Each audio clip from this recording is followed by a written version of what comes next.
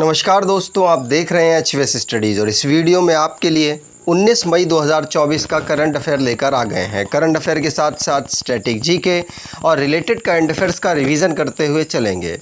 अगर आप इस चैनल पर पहली बार आए हो तो चैनल को सब्सक्राइब कर लीजिएगा। वीडियो अच्छी लगे तो वीडियो लाइक करके ज़रूर जाइएगा। लास्ट में आपके लिए क्विज़ रखा है, उस क्विज़ को ज़रूर सॉल्व कीजिएगा। चलिए बात करते हैं लास्ट डे के क्विज़ की। लास्ट डे आपसे क्वेश्चन पूछा गया था, according to the report by the economic think tank GTRI, which country did China surpasses to become India's largest trade partner financial year 2023-24। तो आर्थिक थिंक टैंक GTRI की report के अनुसार चीन किस देश को पीछे छोड़कर भारत का सबसे बड़ा व्यापार साझेदार बन गया है? तो आंसर था यूएसए। यूएसए पहले भारत का सबसे बड़ा व्यापार साझेदार था, लेकिन अब चाइना के साथ भारत का सबसे बड़ा व्यापार होता है। और इसी यहाँ पर ये आप सभी ने आंसर सही दिया था और डिटेल में दिया था। अगले क्वेश्चन की बात करें जो कि आज का पहला क्वेश्चन है, विच 3 literary work of India were included in UNESCO memory of the world register. तो भारत की कौन सी 3 साहित्यिक कृतियां यूनेस्को के विश्व स्मृति रजिस्टर में शामिल की गई हैं? तो यहाँ पर रामचरितमानस, पंचतंत्र और सहरा दयालोका लोकाना, ये 3 यहाँ पर हैं कृतियाँ, साहित्यिक कृतियाँ हैं जो लिटरेरी हैं। इनको यहाँ पर यूनेस्को की मेमोरी जो वर्ल्ड रजिस्टर है उसमें शामिल किया गया है। याद रखिएगा, ये यूनेस्को के द्वारा यहाँ पर world Asia Pacific regional register में शामिल किया गया है यूनेस्को पे। ध्यान रखिएगा, भारत की 3 कृतियां हैं, इसीलिए इम्पॉर्टेंट है। साथ साथ इनके प्रमोशन में और दुनिया में इनके प्रचार प्रसार में भी मदद मिलेगी। आगे बात करें तो नेशन संबंधित जो करंट अफेयर्स बने हैं उनको रिवाइज करते हैं। पहला क्वेश्चन पढ़ लिया। दूसरा, जो रिपोर्ट आई थी GTRI के द्वारा, इसके अकॉर्डिंग यूएसए को चाइना ने पीछे छोड़ दिया है, जो कि इंडिया का लार्जेस्ट ट्रेड पार्टनर 2023-24 के लिए बन गया। इंडिया और मालदोवा इन्होंने एग्रीमेंट साइन किया है जिससे कि फ्री वीज़ा यहाँ पर जो डिप्लोमेटिक पर्सन्स होंगे और ऑफिशियल्स के पासपोर्ट होंगे उन पर यहाँ मिलेगा।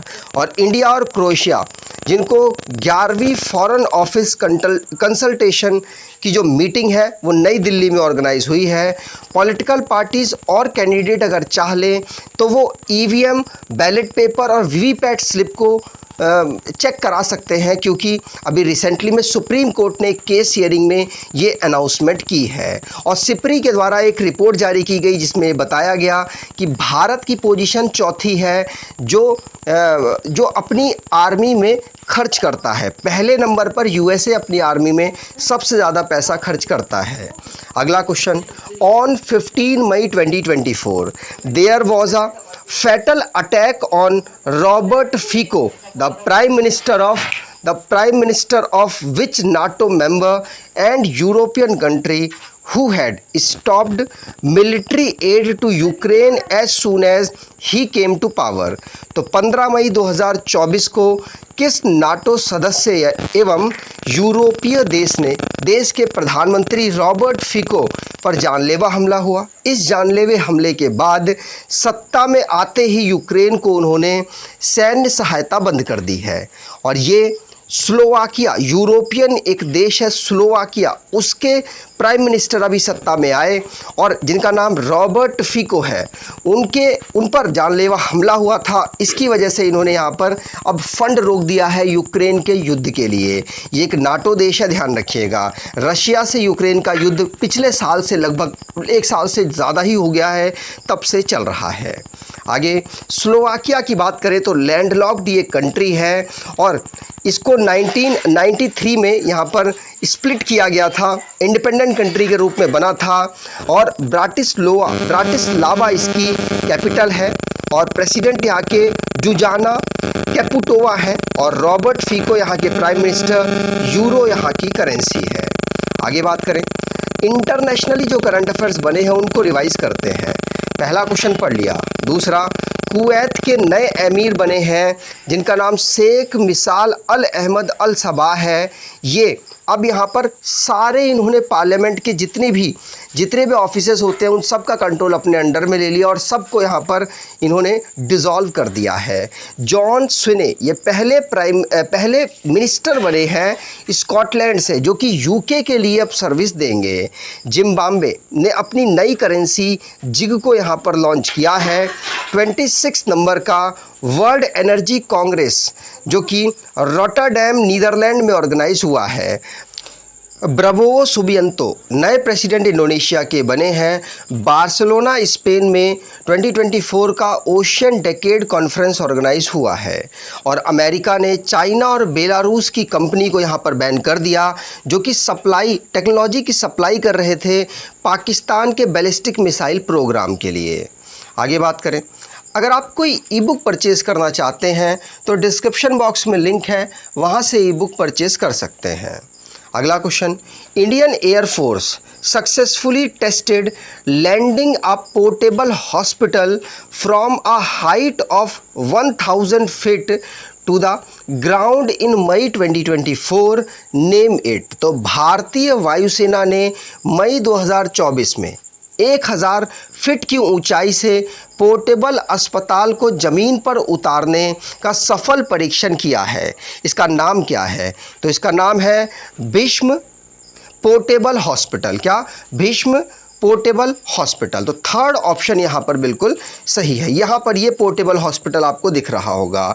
इंडियन एयरफोर्स ने भारत हेल्थ इनिशिएटिव के माध्यम से यहाँ पर जो हीरा और मैत्री पोर्टेबल हॉस्पिटल है इनको आगरा में यहाँ पर उतारा है और इसीलिए ये चर्चाओं में आ गया है। इसको उतारने के लिए N-32 एयरक्राफ्ट का यूज़ किया गया है। ठीक, आगे बात करें। अगला question, Manika Batra recently seen in the news is associated with which sport. तो हाल ही में खबरों में रही मनिका बत्रा किस खेल से जुड़ी है? आंसर होगा अभी मनिका बत्रा ये टेबल टेनिस से जुड़ी हुई हैं और अभी ये रिसेंटली में चर्चाओं में रहीं। क्यों चर्चाओं में रहीं? क्योंकि इनको दुनिया में 25 जो टॉप वुमेन सिंगल रैंकिंग होती है उसमें यहाँ पर रैंकिंग मिली है और ये इनके करियर की सबसे हाईएस्ट पोजीशन है। वैसे इनकी रैंक क्या है? तो टॉप 25 में 24th रैंक इनको प्राप्त हुई है। आगे बात करें। अगला question, recently where was the second round of the India-US dialogue on Africa held? तो हाल ही में अफ्रीका पर भारत और अमेरिका वार्ता का दूसरा दौर कहाँ आयोजित किया गया है? तो भारत और अमेरिका का जो दूसरा दौर है बात का वो वॉशिंगटन डीसी में ऑर्गेनाइज कराया गया जो कि यूएसए की कैपिटल भी है। भारत की तरफ से भारत के जो इस समय पर फॉरेन मिनिस्टर हैं एस जयशंकर साहब, उन्होंने पार्टिसिपेट किया है और ये पहली डायलॉग जो अफ्रीकन यूनियन के साथ G20 के समय पर इंडिया की प्रेसिडेंसी में हुई थी। ठीक, ध्यान रखिएगा। आगे बात करें। अगला question, Which country recently unveiled the world's first 6G device? तो हाल ही में किस देश ने दुनिया का पहला 6G डिवाइस पेश किया है? तो अभी तक तो 5G की बात चल रही थी।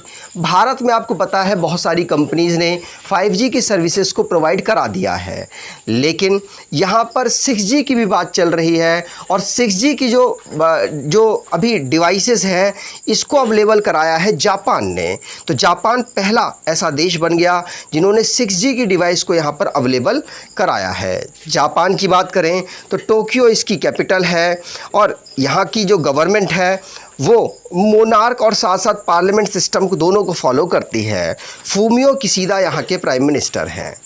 अगला question, recently which two countries have signed an agreement to jointly develop interceptors for hypersonic missile? तो हाल ही में किन दो देशों ने हाइपरसोनिक मिसाइल के लिए इंटरसेप्टर को संयुक्त रूप से विकसित करने के लिए एक समझौते पर हस्ताक्षर किया है? तो अभी रिसेंटली में जो हाइपरसोनिक मिसाइल के लिए इंटरसेप्टर ये जापान और यूएसए ने अभी साइन अप दोनों ने मिलकर किया है।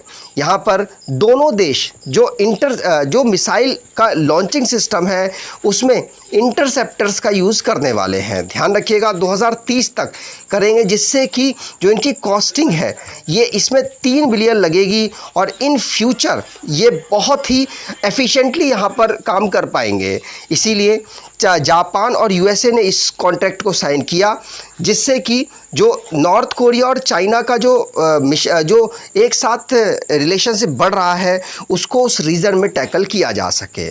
अगला question, Indian cyber crime coordination centre recently seen in news is operated under which ministry.